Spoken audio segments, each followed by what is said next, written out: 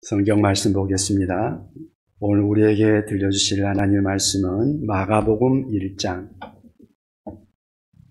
신약성경 마가복음 1장 29절로 31절 말씀입니다. 신약성경 마가복음 1장 29절로 31절 말씀입니다. 예, 제가 봉독하겠습니다. 회당에서 나와 곧 야고보와 요한과 함께 시몬과 안드레의 집에 들어가시니 시몬의 장모가 열병으로 누워있는지라 사람들이 곧 그 여자에게 대하여 예수께 여짜온대 나아가사 그 손을 잡아 일으키시니 열병이 떠나고 여자가 그들에게 수종되니라. 아멘. 오늘은 마가복음 1장 29절로 31절 말씀을 중심으로 해서 예수님을 만난 사람이라는 제목으로 함께 말씀을 나누고자 합니다. 어떤 부인이 자기 가정생활이 너무 고통스러워서 이런 기도를 했다고 합니다. 예수님, 제가 너무 괴롭습니다. 나 예수님 계신 하나님 나라로 보내주세요. 예수님 계시는 하나님 나라로 보내주세요. 너무나 간절히 기도하니까 예수님이 그에게 나타나셨다고 합니다. 말씀하시기를 내가 너의 소원을 응답해 주마. 그런데 하늘나라 너 부르기 전에 내가 좀 요청할 것이 있는데 몇 가지만 하겠느냐? 그러니까 하겠습니다. 뭡니까? 그랬답니다. 그러니까 예수님이 말씀하시기를 첫째로 네가 하늘나라 오면 장례식 해야 할 텐데 집안이 너무 어지럽혀져 있지 않냐. 한번 봐라. 장례식에 왔을 때 사람들이 좀 깨끗하게 이 사람 좀 그래도 끝까지 잘 정리하고 갔다고 좀 그런 얘기 좀 듣도록 집안 청소 좀 했으면 좋겠다. 그렇게 하지 않을래? 그러니까 예, 그렇겠습니다 하고는 집안을 깨끗이 정돈했습니다. 그랬더니 그 다음에 예수님이 또 정원을 쳐다보라고 합니다. 네 정원이지만 봐라, 풀을 깎은 지 얼마나 오래되냐. 저 사람 정원 한 번도 손도 안 대고 갔다고 하지 않겠느냐. 기왕에 갈 바에 정원 손질 좀 하고 가라고. 그러니까 그것도 예, 알겠습니다. 그래서 며칠 동안 열심히 땀을 흘려서 정원을 가꾸었습니다. 꽃도 새로 심고 열심히 정원을 가꾸었습니다. 그러자 또 예수님이 나타나서 말씀했습니다. 됐다. 한 가지 더 부탁하겠는데 너 이 시점에서 떠날 때 내 자식들이 마음에 걸리지? 그러니까 그렇습니다. 그러면 엄마가 우리를 정말 사랑했다. 그걸 느낄 수 있도록 좀 자식들에게 며칠간 네가 할 수 있는 사랑의 표현을 좀 해봐라. 할 수 있는 모든 방법으로 사랑을 표현해봐라. 그러니까 알겠습니다, 주님.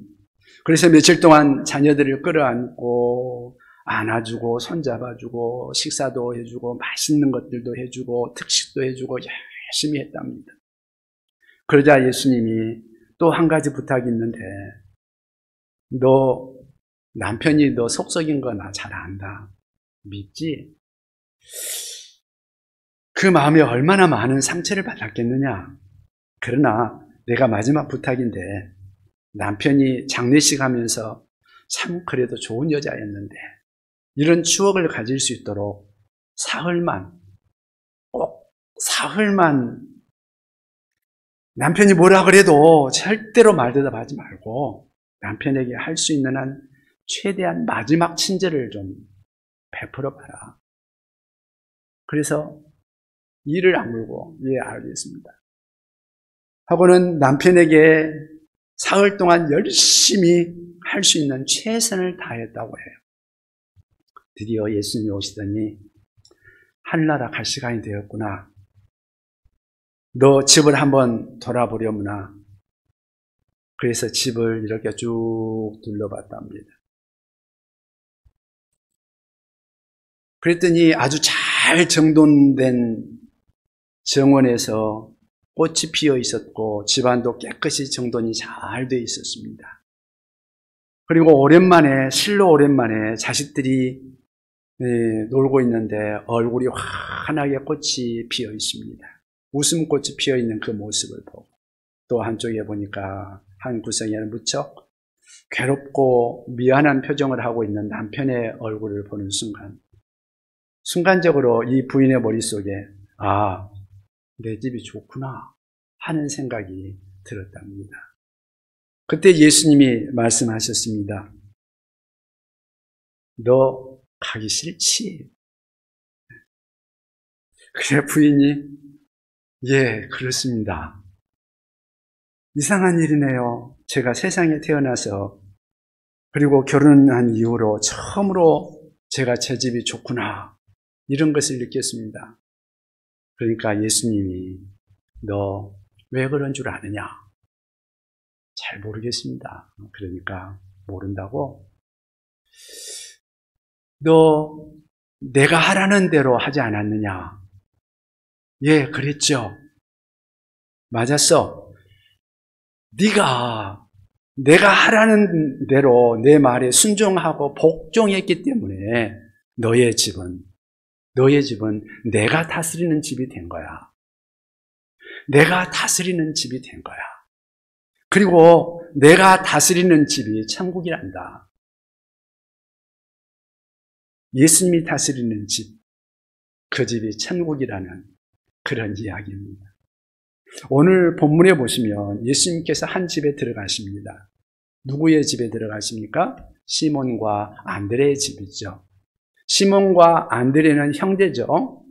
형제니까 시몬의 집, 곧 베드로의 집에 들어가는 모습을 기록하고 있습니다. 회당에서 나와서 곧 야고보와 요한과 함께 시몬과 안드레의 집에 들어가시니 그렇게 말씀하십니다. 그때는 안식일이었습니다. 우리가 배경을 좀 더 이해하기 위해서 21절을 보면은요. 21절에 그 말씀을 합니다. 그들이 가버나움에 들어가니라. 예수께서 곧 안식일에 회당에 들어가 가르치시네. 예수님께서 회당에 들어가서 가르치시기를 시작합니다. 그리고 그 당시에는 랍비가 오면 랍비에게 그러니까 선생님들에게는 가르칠 수 있는 그런 기회를 청했습니다. 그래서 예수님께서 회당에서 말씀을 가르친 것입니다. 아마 가르치는 중간에 갑자기 귀신 들린 사람이 소리 지름으로써 그 귀신 들린 사람의 그 귀신을 쫓아내며 고쳐주시는 일도 생깁니다. 아마 그 과정에서 힘도 많이 드셨겠죠. 그러나 귀신 들린 사람에게 치유하고 또 회당 예배 다 끝나고 마무리되었을 때 예수님께서 이 안식일이지만 많이 피곤하셨을 것입니다. 그때 본문에 이렇게 말씀하고 있죠. 회당에서 나와 곧 야고보와 요한과 함께 시몬과 안드레의 집에 들어가시니 그렇게 말씀하십니다. 여기서 보면은 그 베드로의 집이 멀지 않았던 것 같습니다. 성경학자들이 말하기를 1, 20m 정도 떨어진 가까운 그 회당과 인접해 있는 그 거리에 있었다고 말을 합니다. 그러니까 아마도 회당 예배가 끝난 다음에 예수님이 피곤하다 하셨겠죠. 그걸 알아차린 제자 중에 하나가 틀림없이 아마 시몬 베드로 아니었겠습니까? 성경 보면 제자 중에 항상 제일 먼저 나서는 게 베드로였죠.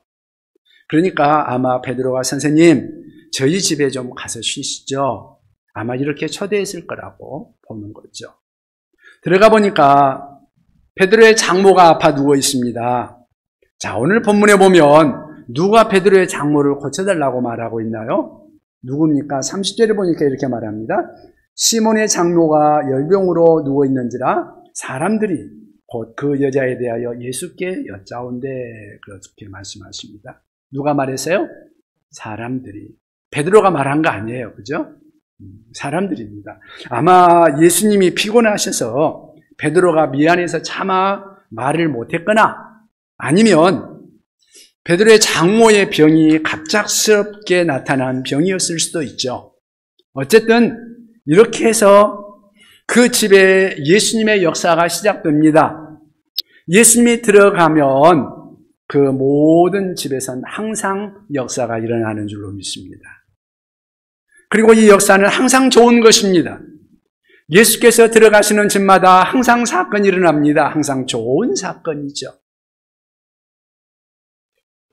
이 사실을 이 서두에서 강조하고 있는 이유는 이 베드로의 집에 일어났던 사건, 이 동일한 사건이 우리들의 집에도 일어날 수 있다는 사실, 그 사실을 생각해 보자는 거죠. 예수님이 집에 들어오시면 시몬 베드로의 집에 들어갔을 때 일어났던 일련의 사건들, 그 놀라운 사건들, 축복의 사건들, 그 동일한 사건들이 우리들의 집에서도 예수님이 들어오시면, 우리 집에 들어오시면 일어날 수 있다는 거죠. 이 사실을 기대하면서 예수님이 우리 집에 들어오시면 어떤 사건들이 일어날 수 있는가 함께 생각을 해보기를 원하는 것입니다. 첫째는 예수님께서 우리 집에 오시면 문제가 해결됩니다. 문제가 해결된다. 여러분, 산다는 것은 문제와 더불어 사는 거 아니겠습니까? 문제 없는 삶의 현장이 있나요? 문제가 없는 가정이 있을까요? 어떤 인생도 문제로부터 자유할 수 있는 사람은 아무도 없습니다. 놀만 빈센트 푸어라는 목사님에게 어떤 청년 하나가 찾아왔습니다. 목사님, 제가 다니는 직장이 너무 문제가 많습니다. 문제 없는 직장 하나만 좀 소개해 주십시오. 그때 두말 않고 이 빈센트 목사님이 그래요. 내가 마침 생각나는 직장이 하나 있는데 내 차에 타십시오. 그리고는 그 청년을 태우고 드라이브를 합니다. 뉴욕 시내를 지나서 바깥으로 나가더니 갑자기 그 목사님이 공동묘지 앞에 딱 도착하더니 형제요, 여기가 문제가 하나도 없는 직장입니다. 문제가 하나도 없는 곳. 그러면서 이 공동묘지를 소개해 줬답니다. 그렇죠? 이 세상에 문제 없는 곳이 어디 있겠습니까? 우리가 산다는 것은 문제와 더불어 살아가는 것을 의미합니다. 문제가 없기를 바라는 인생, 그 사람은 더 피곤한 인생을 살아갈 수밖에 없을 것입니다. 문제는 도처에서 우리를 기다리고 있습니다. 문제에서 도피하려고 하지 마시기를 바랍니다. 문제를 피해서 살아가려고 하는 사람들마다 더 큰 문제가 기다리는 것이 우리의 경험 아닙니까?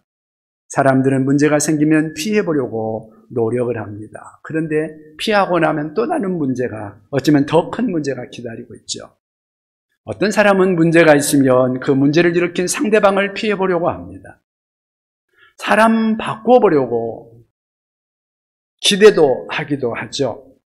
그래서 어떤 사람은 남편을 바꾸는 사람도 있고요. 어떤 사람은 아내를 바꾸는 사람도 있는데 그래도 해결이 되나요?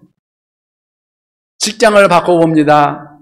해결이 제대로 되지를 않습니다. 심지어는 교회를 다니다가 교회가 마음에 안 든다고 교회도 바꿔보는 사람도 있습니다. 여러분, 그러나 그것이 진정한 해결이 아닙니다.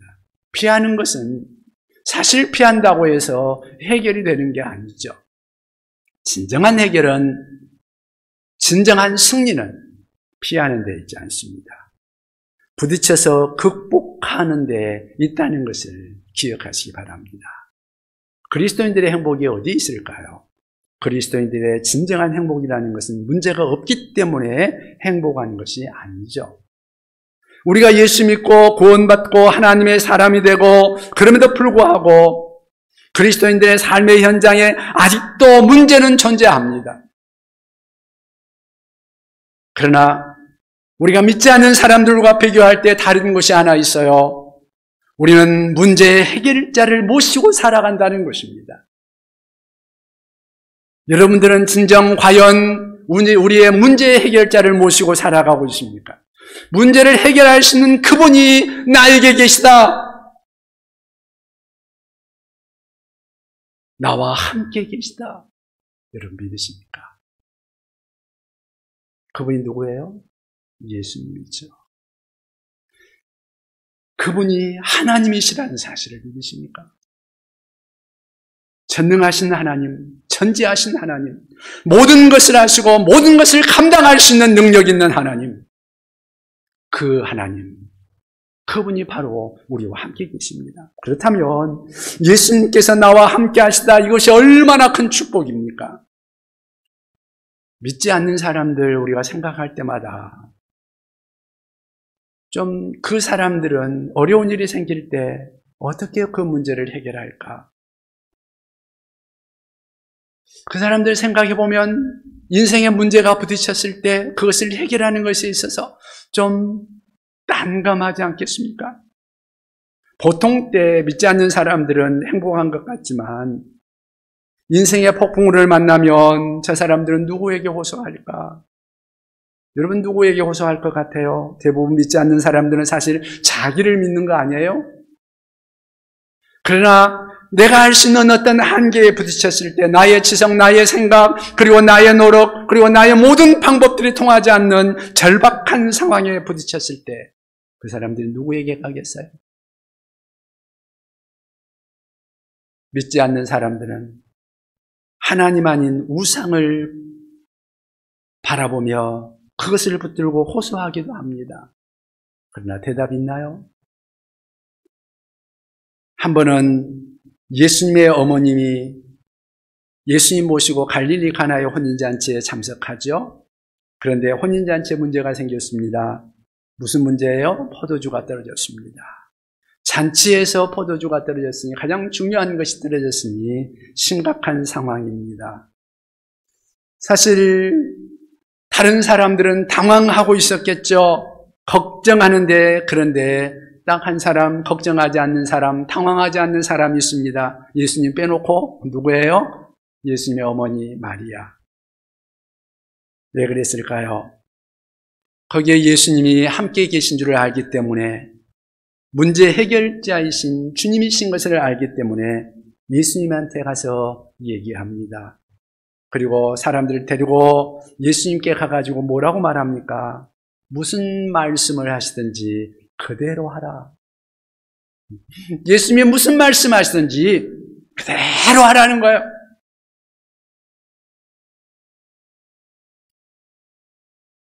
여러분, 그가 무슨 말씀을 하시든지 그대로 하라. 그분이 해결자이십니다. 그분의 말씀대로 하면 문제는 극복됩니다. 여러분, 그 결과가 어떻게 되었어요? 극복되었죠. 해결되었습니다. 그리스도 안에도 문제는 우리가 예수 믿는 가운데도, 예수 믿고 예수님을 모시고 살아가는 가운데도 우리에게도 문제는 있습니다. 아직 여전히 그것이 존재합니다. 그러나 문제 해결자, 그분이 우리와 더불어 함께 있는 한 그 문제는 우리가 주님의 말씀을 듣기만 하면 해결되는 줄로 믿습니다. 어떤 경우에는 예수님을 문제 현장에 모시면 즉각적으로 해결됩니다.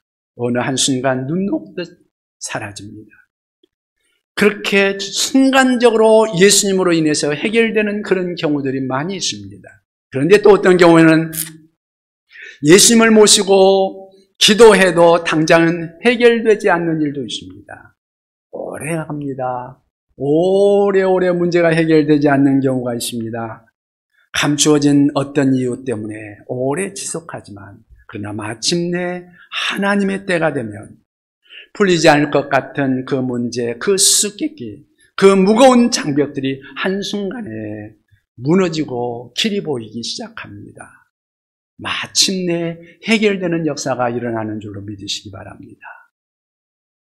또 어떤 경우에는요, 내가 원하는 방식대로 해결되지 않는 경우도 있습니다. 그런데 문제는 풀렸어요? 전혀 다른 방식으로 세월이 지난 후, 시간이 지난 후에 돌이켜보았더니 주님의 방법이 더 좋았다 하는 것을 우리가 발견할 때들이 있습니다. 만약 내 요구대로 내가 주문한 대로 그렇게 주께서 응답하셨다면 나는 더 커다란 어려움, 그 곤고함에 처했을 수도 있었을 텐데, 주님이 이런 방식으로 나보다 나를 더 잘 아시는 우리 주님이 내 인생의 형편과 나의 사정들을 잘 아셔서 이렇게 나의 고난과 시련을 허용하시고 이 방식대로 문제를 해결하셨구나 하는 것들을 우리는 발견하게 되는 것이죠. 분명한 사실은 이것입니다. 모든 문제는 궁극적으로 해결될 것입니다. 주께서 우리와 함께 하시기 때문입니다. 예수님께서 집에 들어오시면 문제는 해결되는 줄로 믿습니다. 해결자이신 우리 주님, 그 주님을 모시고 그분의 말씀을 들으며 그분과 함께 하시고 그분을 찬양하며 사시기 바랍니다. 예수님께서 우리 집에 오면 어떤 일이 일어날까요? 두 번째는 예수님 우리 집에 들어오시면 주님의 사랑을 체험하게 됩니다. 주님의 사랑을 경험하게 돼요. 여러분, 이것은 문제 해결보다도 더 좋은 것 아니겠습니까? 문제 해결보다 주님의 사랑을 경험하는 것, 이것은 참으로 더 좋은 경험입니다. 주님의 사랑을 우리가 체험한다는 것은 어쩌면 우리 인생은 어느 누구도 알 수 없는 놀라운 은혜입니다. 기독교의 복음은 일회성 문제 해결을 약속하지 않습니다. 사람들은요, 어떤 문제가 있을 때 무당한테 가면 무당하고 관계를 계속 가지려고 무당한테 갑니까? 사실 그렇지 않죠. 그 문제만 해결되면 그냥 끝나지 않아요. 푸닥거리하고 그 문제만 해결받고 오면 그냥 그대로 끝나는 거죠. 유례성 문제 해결이에요. 어떤 사람들은 그렇게 해가지고 문제 해결을 받으려고 무당들을 데리고 푸닥거리도 하고 그런 사람들이 있죠. 그러나 여러분, 예수님께서 우리에게 주님 앞에 오라고 초청하실 때 그분 일회성 문제 해결만을 위해서 그것만을 약속하는 분이 아닙니다. 그분은 나보다 더 중요한, 어쩌면 그 어떤 문제보다도 더 중요한 것을 우리 주님께서 아시기에 우리 주님과 우리와의 영원한 관계를 맺기 위해서 우리를 초청하시는 것입니다. 그래서 우리 주님께서는 우리를 그렇게 부르시는 거예요. 수고하고 무거운 짐자들아, 내가 너의 문제 해결해 줄게.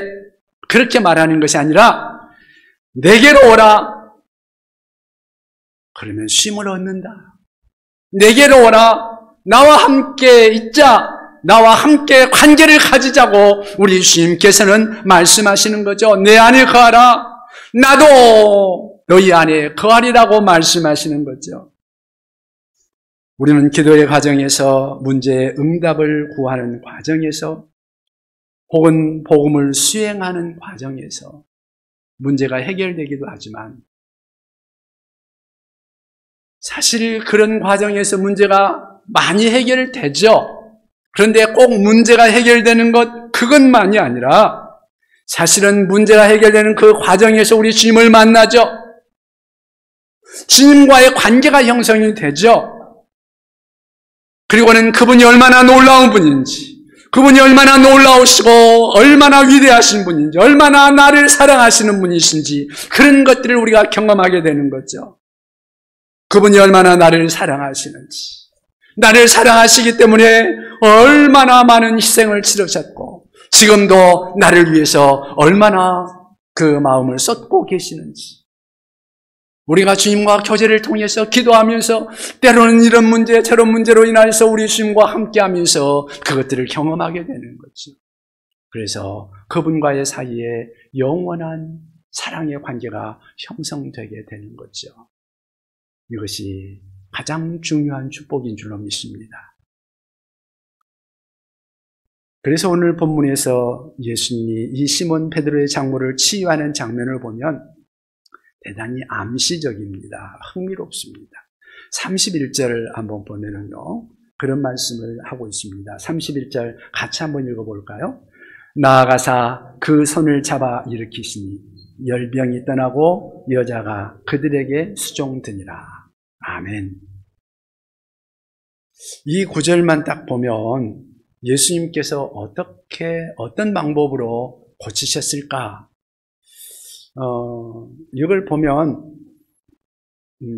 아마 예수님께서 손을 잡아서 딱 일으키시면서 아파 누워있는 시몬의 장모에게 자꾸 일어날지어다! 그렇게 말씀하셨을까? 뭐 그렇게 생각할 수도 있을 거예요. 그런데 다른 성경과 함께 비교를 해보면 우리가 그 상황을 좀 더 이해할 수 있는 내용이 있습니다. 똑같은 사건을 취급하고 있는 성경 구절이 있는데 마태복음 8장 15절에 그런 말씀이 나오고 있습니다. 베드로의 장모가 병으로 앓아 누워있는 것을 보고 마태복음 8장 15절에 이렇게 말씀합니다. 그가 손을 만지시니 열병이 떠나가고 여인이 일어나서 예수께 수종되더라. 여기에서 보니까 예수님께서 손을 잡고 그냥 일으키신 것이 아니라 손을 만지셨다 그렇게 말씀하십니다. 마태는 예수님께서 그 여인의 병을 고치신 그 장면을 좀 더 섬세하게 표현해 주었다고 말할 수 있을 것입니다. 손을 만지셨다. 아마 예수님께서 그 손을 만지시는 과정에서 좀 말씀도 하시지 않았겠어요? 손잡고 아마 많이 아프시겠어요? 걱정하지 마세요. 제가 고쳐드릴게요. 그러면서 예수님께서 그 손을 붙잡고 한번 일어나 보세요. 그러면서 이렇게 세우시지 않았을까요? 물론 예수님 만나서 예수님 그때 어떻게 치유하셨어요? 하고 물어보면 정확하게 알겠지만 예수님이 아마 이렇게 부드럽게 이 여인을 만져주시면서 치유하지 않으셨을까 생각해 봅니다. 이 복음서를 보면 주님이 병자들을 고칠 때 사실은 다양한 방법으로 예수님께서 병자들을 고치십니다. 한 가지 방법으로 고치시는 것이 아니에요. 어떤 때는 이런 방법으로, 저런 때는 또 저런 방법으로 예수님이 병을 고치십니다. 어떤 때는 주님을 만지지도 않고 그냥 말씀으로만 병 나았다, 가봐라 그렇게 말씀하시면 진짜로 가보면 병이 나은 경우가 있습니다. 또 어떤 때는 진흙을 가지고 눈에 바르기도 하셨습니다. 그러면 그냥 그 병이 낫는 경우들. 그러나 예수님께서 이 여인의 경우에는, 시몬의 장모의 경우에는 말씀으로만 고치는 것이 아니고 우리 예수님께서 그냥 말씀으로 어쩌면 명령만 해도 병이 낫는 거 아니겠습니까? 그런데 그렇게 말씀하시지 않고 병 고치는 그 순간에 우리 주님께서 다가가서 손을 만져주셨다는 것이죠. 사실 병 고침을 은사를 가진 사람들이 있다고 하면서 그 병 고칠 때 사람들마다 병 고침을 기도를 하는 사람들이 좀 이상한 기도를 하는 경우들도 있고 그러잖아요. 그런데 어떤 사람 안찰 기도라고 그래가지고 막 두들기면서 병 고친다고 기도하다가 사고가 나는 경우들도 생기고 그런 경우들도 있는데 사실은 병자를 위해서 기도하는 기도는 예수님은 다양한 방법으로 하셨다는 것을 여러분들이 이해하시면 좋겠습니다. 어쨌든 우리 주님께서 이 여인을 고치시려고 하실 때는 조용히 만져주셨다. 그러면서 고쳐주셨다 하는 것이죠. 베드로의 장모가 예수님이 그 순간에 자기를 만지시면서 나직막하게 말씀하시면서 그 병을 고쳐주실 때 어떤 것을 느끼셨을까? 아마 그 마음속에 분명하게 느낄 수 있었던 것은 이분이 나를 사랑하는구나. 나를 위해 주시는구나. 그런 마음이 그 속에 들지 않았겠습니까? 아주 좋은 체험이죠. 이것이 병 나은 것보다도 예수님과의 관계에서 어쩌면 더 좋은 체험입니다. 여러분, 우리가 기도의 응답을 주 앞에 구하는 과정에 있어서 우리가 더 좋은 우리 주님을 체험하게 되지 않습니까? 주님의 사랑을 안다는 것, 그리고 그분이 구세주라는 사실을 안다는 것, 그것은 어쩌면 내가 병 나은 것보다도 훨씬 더 비교할 수 없을 만큼 중요한 거 아니겠습니까? 제가 지금까지 목사로서 생활하면서 느낀 것 중 하나, 많은 사람들이 예수 믿는 데 있어서 그 동기가 병 때문에 예수 믿는 경우 많이 있습니다. 이야기를 하다 보면 어떻게 해서 예수 믿었어요? 하다 보면 병 때문에, 자기의 병이나 또는 자식의 병 때문에 교회를 나오는 경우들이 참 많이 있습니다. 그런데 교회에 나와서 예수 믿고 어떤 분은 기도하자마자 그냥 병이 나아버린 사람도 있습니다. 그런데 참 그런 사람들은 놀라운 경험을 하는 거죠. 그런데 병 때문에 교회를 나왔고 병 때문에 기도를 시작했고 병 때문에 예수님을 부르기 시작했는데 병이 낫지 않아요. 여러분, 그러면 속상하지 않겠어요? 병 때문에 교회에 나왔는데 기도를 아무리 해도, 아무리 그냥 열심히 예수님 이름 불러봐도 병이 안 나오면, 그러면 교회 안 나오는 것이 정상적일 것 같은데 그 사람이 교회를 계속 나와요. 그리고는 예수를 진짜로 믿어요. 왜 그러냐고 물어보면요, 기도하는 과정에서, 주님의 도우심을 구하는 그 과정에서 우리 주님을 만나는 거예요. 주님의 도우심을 구하는 그 과정에서 주님이 얼마나 놀라운 뭔가를 깨닫게 되는 거예요. 그리고 주님을 만나고 그러면서 병 문제뿐 아니라 자신의 죄의 문제를 깨닫습니다. 그리고 하늘의 소망을 가지게 되고 그 마음속에 우리 주님의 사랑과 긍휼하심을 깨닫게 됩니다. 그리고 주님을 만나게 됩니다. 여전히 병이 낫지 않았음에도 불구하고 그 병을 이기며 우리 주님께 가까이 나아가며 우리 주님을 믿고 주님 앞에 신앙이 굳어지는 정말로 아름다운 신앙으로 변화되는 그러한 모습들을 많이 보게 됩니다.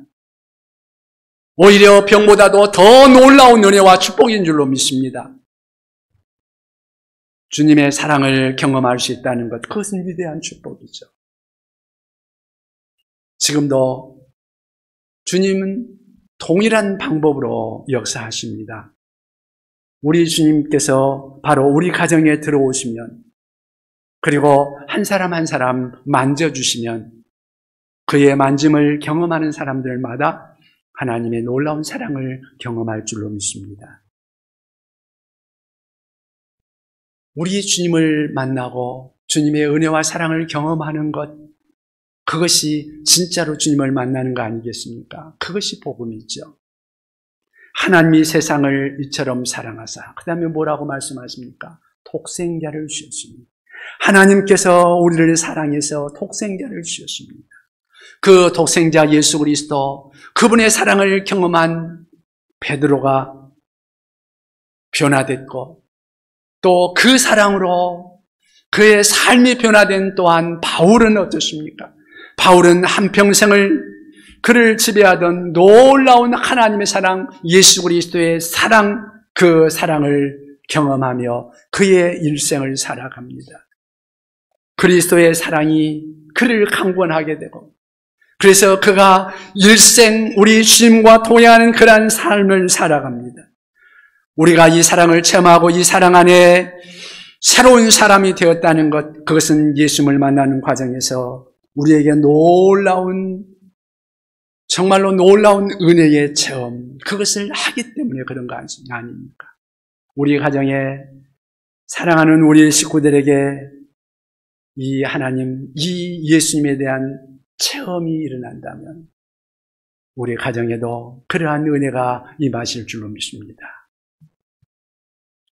여러분, 우리 예수님께서 우리 집에 들어오시면 어떤 일이 일어날까요? 세 번째는, 예수님이 우리 집에 오시면 우리는 섬기는 자가 된다는 것입니다.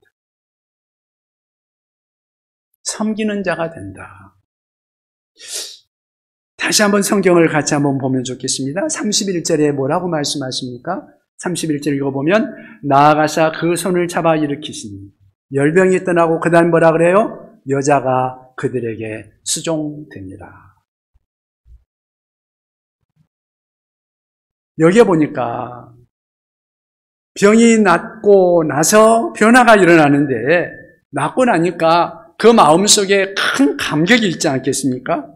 그래서 감격이 있음과 동시에 병이 나오면서 그들을 수종들었다고 말씀하고 있습니다. 그런데 마태복음에는요, 그들에게 수종든 것이 아니라 마태복음 8장 15절에 보면 예수께 수종들었다고 말씀하고 있습니다. 그러니까 사실은 베드로의 장모가 병이 낫고 나서 예수님께 수종드는데 예수님과 함께 온 모든 사람들을 도왔다. 그렇게 말할 수 있겠죠. 주님, 제가 주님을 섬기겠습니다. 그거죠. 그래서 열심히 밥도 하고 식사도 준비하고 또 예수님과 함께한 사람들을 섬기고 예수님께 자기가 할 수 있는 최선의 노력을 하는 거죠. 여러분, 베드로의 장모가 꼭 그때만 예수님을 수종들고 스톱했을까요?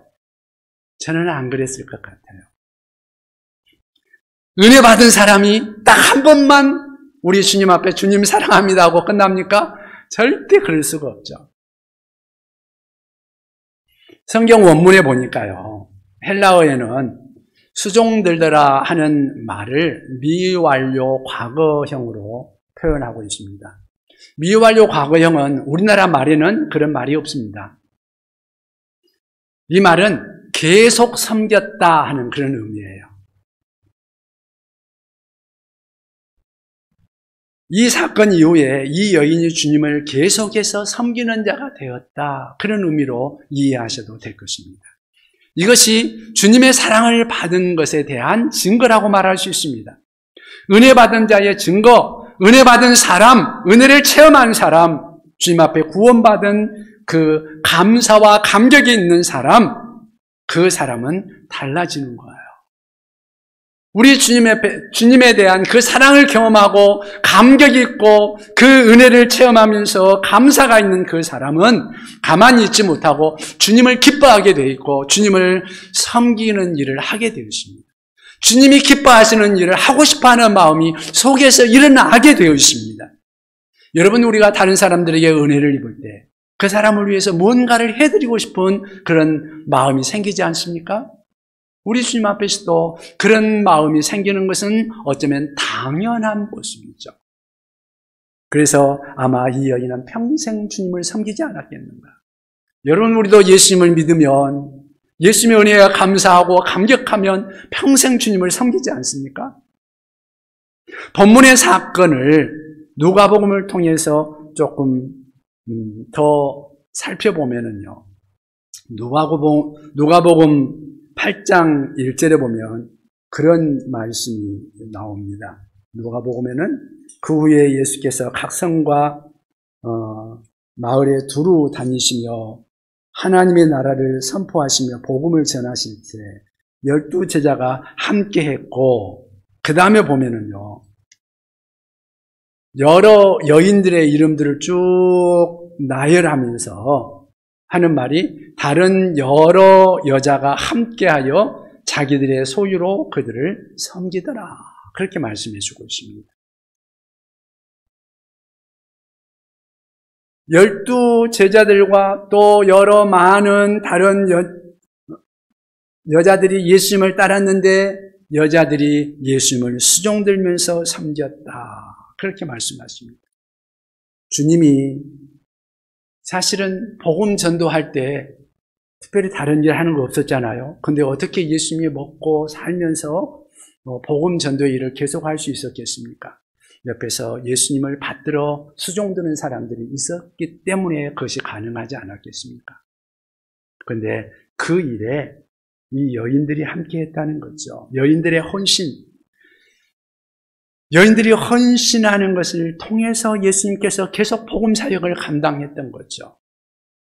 그런데 아마 이 여인들 가운데 베드로의 장모도 포함되지 않았을까요? 그랬을 수 있다고 저는 생각해요. 또 누가복음 23장에 보면은요,